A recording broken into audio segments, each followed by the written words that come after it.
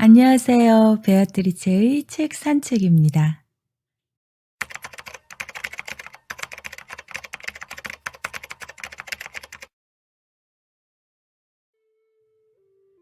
저번 영상 라이언 홀리데이 스틸리스라는 책에서 나만의 스틸리스, 즉 고요를 찾기 위한 방법 4가지를 소개해 드렸었죠. 첫째가 산책을 통해서, 둘째 루틴을 통해서, 셋째 격리를 통해서, 넷째 타인과의 관계 속에서 이렇게 함축했었고, 그 세 번째 격리를 통한 고요를 찾는 방법을 다시 이야기하기로 했었습니다. 바로 이어서 조금 더 일찍 영상을 올렸어야 했는데 제가 감기가 좀 심하게 걸렸었네요. 아픈 건 둘째 치고 목소리가 쉬어서 안 나오다 보니 영상을 올릴 수가 없었습니다. 1인 미디어라는 체계의 한계를 알게 되었네요. 영상 좀 늦어진 점 죄송하고요. 여러분도 환절기 감기 조심하시고요. 자, 그럼 조금 늦었지만 오늘 준비한 책, 프랑스의 선불교 승려인 캉큐타니에의 고요를 배우다 들어가 보겠습니다. 펴낸 곳은 심플 라이프입니다. 말 그대로 시끄러운 일상에서 벗어난 격리입니다. 세상에서 일어나는 모든 일들이 우리를 우리 자신에게서 멀어지게 하므로 고요한 공간으로의 이동, 이왕이면 자연과 동물이 함께하는 곳에서의 침묵을 권장합니다. 인간이 한순간이라도 멈춰 서서 침묵 가운데 자리하면 피할 길 없이 자기 자신과 맞대면하게 된다는 이야기입니다. 그럼 그것을 어디로 가서 어떻게 실행을 해야 하나?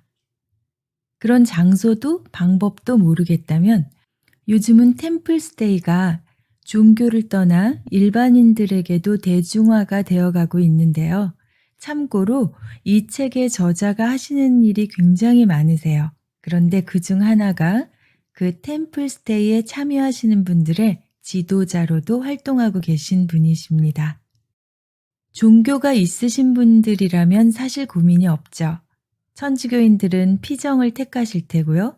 잘은 모르지만 기독교는 기도원 같은 곳이 있는 것 같아요. 그런 곳에서의 침묵이 아무래도 정해진 규칙하에 진행이 되니 수월하리라는 생각이 듭니다. 뭐 어디에서든 가장 중요한 것은 나의 일상에서 확실하게 떨어진 공간에서의 격리를 말합니다. 격리된 공간과 시간 속에서 편안한 방향으로 전환된 우리 내면 안의 고요의 공간을 확보하는 것입니다. 혹시 종교가 없으신 분들이라면 제가 예전에요, 과한 스케줄로 체력이 너무 저하되고 또 목 디스크로 많이 힘들 때 면역력도 떨어지고 정말 체력이 바닥을 칠 때 매년 시간을 내서 가던 곳이 있는데요. 강원도 홍천에 자리한 힐리언스 선마을입니다. 그곳이야말로 바로 자연 속에서 식습관, 운동습관, 마음습관 등을 체득할 수 있도록 하는 것을 목적으로 이시영 박사님이 주축이 되어 설립된 곳이라 저자가 말하는 격리의 공간으로 딱 들어맞지 않을까 하는 생각이 들었습니다. 마음 공부하면 또 이시영 박사님 빼놓을 수 없잖아요. 그 당시 1월이 좀 시간 내기가 수월해서 항상 1월에 가서 짧게나마 일주일 정도 머물다 오곤 했었습니다. 제가 매년 그곳에서 만난 분들이 계신데요. 우리나라 대기업의 몇몇 총수분들이셨어요. 항상 새해가 되면 그곳에서 올 한 해를 계획하기도 하고 머리를 비우기 위해 오신다고 하더라고요. 이렇게 정말 바쁘신 분들도 일부러 시간을 내서 하는 격리, 저처럼 건강이 엉망이 되어버린 분들을 위한 격리 장소로는 정말 제가 엄지척 올리는 곳입니다. 저도 안 가본 지가 꽤 되었는데 지금은 대중화가 되어서 많은 분들이 다녀가신다고 하니 참고하셔도 좋을 것 같고요. 꼭 이곳이 아니더라도 요즘은 우리 대한민국에 이런 고요를 위한 힐링 장소들이 넘쳐나잖아요. 그저 마음만 딱 먹으시면 될 것 같습니다. 참고로 좀 전에 말씀드린 선마을은 핸드폰도 안 되고 모든 전자기기들이 되지 않는 산 중 한가운데 있습니다. 그 대신 최고의 공기, 최고의 식단, 최고의 프로그램으로 심신을 단련할 수 있는 곳입니다. 바로 이런 격리를 말하는 겁니다. 세상과의 단절. 이야기를 하다 보니 마치 제가 그곳 홍보팀 같네요. 저는 선마을과 전혀 상관없는 무관한 사람이고요. 그저 그곳에 머물렀던 일주일이 저의 1년을 버티게 해주는 큰 도움이 되었었던 기억에 혹시 여러분들께도 도움이 되실까 해서 일례로 말씀드린 겁니다. 침묵과 고요는 사이좋은 친구와 같아서 두 개의 목소리가 섞여 세 번째 목소리를 만들어내기에 격리된 곳에서 보내는 침묵의 시간 동안 내 안의 고요가 그 세 번째 목소리를 듣게 해줄 거라고 저자는 말합니다. 그 안에서 꼭 염두해야 할 두 가지, 몰입과 느림만 기억하시면 좋겠습니다. 순간의 행위에 몰입하는 것이요. 예를 들면 먹을 때는 먹는 것에만, 자연을 바라볼 때는 그 자연에만 몰입을 하고 느린 시간 안에서 침잠해 있던 자신의 내면을 느끼는 그대로 바라보는 것입니다. 내 앞에 달린 이름표를 떼어버리고 사회적 역할의 차원이 아닌 명상과 영적인 가치의 차원으로 나를 만나는 것입니다. 그런데 이런 시간을 낼 수 없는 분들도 많이 계시죠. 사실은 내면의 침묵이 바로 열쇠이기 때문에 내면의 침묵은 환경에 따른 변화만이 아니라 자신의 행동에 따른 변화이기에 일상 속에서 혼자 할 수 있는 많은 방법들을 제시합니다. 물론 한 번에 가능한 일이 아니므로 저자는 3R, repeat, 반복하라, 반복하라, 반복하라를 강조합니다. 인간의 모든 지혜는 반복하라는 한 문장으로 요약할 수 있고 이는 뇌의 반복을 통해 배우기 때문이라고 합니다. 저자가 가장 강조하는 말 중 하나는 우리의 몸과 마음은 연결되어 있다는 것입니다. 그래서 우리가 하는 말에 주의를 기울여 보면 사랑에 눈이 멀었다. 눈도 우리 신체의 일부죠. 심장이 터질 것 같다. 창자가 꼬였다. 마음이 꼬였다. 속이 탄다. 이런 숱한 관용적인 표현이 그 사실을 말해주는 것입니다. 저자가 말합니다. 현재 순간이 곧 몸이다. 지금 여기 사는 건 실제 시간 속에서 몸을 느끼며 사는 일이다. 우리 마음은 나무 모양으로 작동한다. 이 말은 모든 것이 연결되어 있다는 뜻이다. 습관을 하나 바꾸면 예컨대 하늘을 더 자주 바라보거나 복식 호흡을 하거나 세상의 소리에 귀 기울이면 뇌 전체가 이 새로운 흐름을 받아들인다. 서로 맞물리는 시계의 톱니바퀴처럼 하나가 쓰러지면 잇따라 넘어지는 도미노처럼 아주 사소한 훈련이 지형을 모두 바꿔버린다. 이 지형을 바꾸는 훈련법. 마음을 편히 하려면 몸을 써야 하는데 그 사용법을 학교에서도 배우지 않고 어찌해야 할지를 모르기에 우리는 폭식이나 나쁜 중독 같은 임시방편으로 몸을 잘못 사용한다는 것입니다. 이 훈련법들을 영상으로 알려드리기가 좀 애매해서 저는 영상에서 그냥 말로 이해하기 쉬운 이론적인 것 3가지만 골라봤습니다. 첫째, 모방하라입니다. 이것을 신경 언어학적으로 표현하자면 이론의 모델화라고 합니다.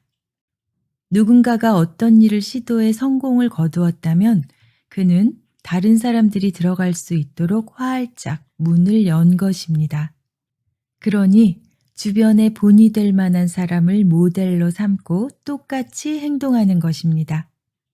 혹시 내 주변에 모델이 될 만한 사람이 없다면 책을 보고 그 책 안에서 모델을 찾아 모방할 구체적인 행위들을 똑같이 행하는 것입니다. 두 번째, 나만의 공간을 찾는 것입니다. 다락방도 좋고 산책길도 좋습니다. 대신 항상 같은 시간, 같은 장소여야 합니다. 내가 가장 마음 편하게 조용한 시간을 가질 수 있는 곳이면 됩니다. 그곳에서 무엇을 하느냐가 중요하겠죠?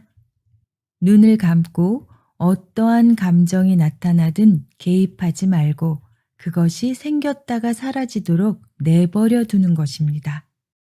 내 안에 일어나는 모든 감정을 판단하지도 말고 저항하지도 말고 무한히 받아들이겠다는 마음가짐으로 그저 일어나는 감정을 조용히 관찰합니다. 자칫 잘못하면 감정이 사라지지 않고 화가 커질 수도 있는데 이 경우는 진짜 관찰을 하는 게 아니라 내 내면에 초점을 맞추고 있는 것입니다. 결국 핵심은 내 안에 있는 불안, 슬픔, 스트레스를 떨쳐버리려고 애쓰는 것이 아니라 제3자가 되어 가만히 지켜보고 그저 흘러가게 내버려 두는 것입니다. 여기서 키포인트 하나. 어떠한 감정이든 무조건 사랑하는 마음가짐을 갖는 것입니다. 이것이 바로 우리의 삶을 빛나게 해줄 무조건적인 사랑을 키워가는 필터입니다. 세 번째, 단순한 삶으로 돌아가기입니다. 매일 아침 일어나서 일출을 응시하고 땅에 발을 디디는 것보다 더 중요한 일이 무엇인지를, 내게 불필요한 것들, 놓아버려야 할 것들이 무엇인지를 알아내는 것입니다. 저자가 말합니다. 삶을 바꾸고 행동을, 심지어 습관을 바꾸려면 우리에게 가장 중요한 것이 무엇인지 분명히 알아야 한다. 없으면 삶이 망가질 그 모든 것 말이다. 네, 자연을 지키고 단순하고 느리게 살려는 많은 시도가 전 세계에서 꽃을 피우고 있습니다. 이것이 바로 미니멀리즘이죠. 우리가 미니멀리즘에서 멀어지는 가장 큰 이유는 결핍감이라고 합니다. 잠재적 결핍감, 불만족을 채우기 위해 계속해서 뭔가를 채워가는 것입니다. 결핍감은 우리를 집 밖으로 내몰고 텔레비전을 켜라고 명령하거나 충동 구매로 결핍을 채우라고 맹렬히 지시합니다. 때로는 그 구매가 합리적인 모양새를 띠기도 하지만 잘 생각해보면 과연 그 구매품들이 정말 필요했을까요? 결핍을 길들이는 법을 배워가면서 우리는 결핍을 채우려는 억누를 수 없는 욕구에서 해방될 것이라고 저자가 말합니다. 그리고 앞으로 헤아릴 수 없이 많아질 쓰레기에서 지구를 해방할 수도 있을 것이라고 말합니다. 농부 철학자로 유명한 피에르 라비가 말한 행복한 절제라는 말이 이제 와서 유행하는 이유가 절제할 때 우리가 지속적인 행복을 이룰 수 있기 때문이라고 하잖아요. 저자는 이 절제를 길들이는 방안으로 명상을 추천합니다. 이 명상이라는 것이 단계가 있긴 하지만 좀 전에 말씀드린 두 번째 방법이 명상의 기초라고 생각하시면 될 것 같습니다. 결핍감을 가라앉혀 소비와 나의 관계를 바로잡기 위해 나를 잠시나마 격리시켜 내 안의 고요를 찾아야 함은 나뿐만이 아닌 온 지구를 위함이 아닐까 싶기도 합니다. 물론 소비의 기쁨도 무시하지 못할 일이지만 비구매의 이점도 기억하시면 어떨까 합니다. 침묵을 지키고 속도를 늦추는 것. 간단히 말해 이것이 수행인데요.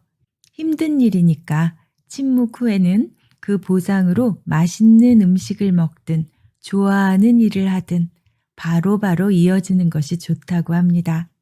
그래야 매일 꾸준히 할 수 있을 테니까요. 네. 이렇게 일상에서의 고요를 찾는 방법도 나열해 보았는데요. 고요를 찾기 위해 움직임을 버리지 말고 움직임 속에서 고요를 찾으라는 격언도 기억하시면서 오늘은 일상 속 나만의 장소를 마련해 보시는 편안한 주말 되시길 바랍니다. 삶을 변화시키는 15분의 기적, 베아트리체의 책 산책이었습니다.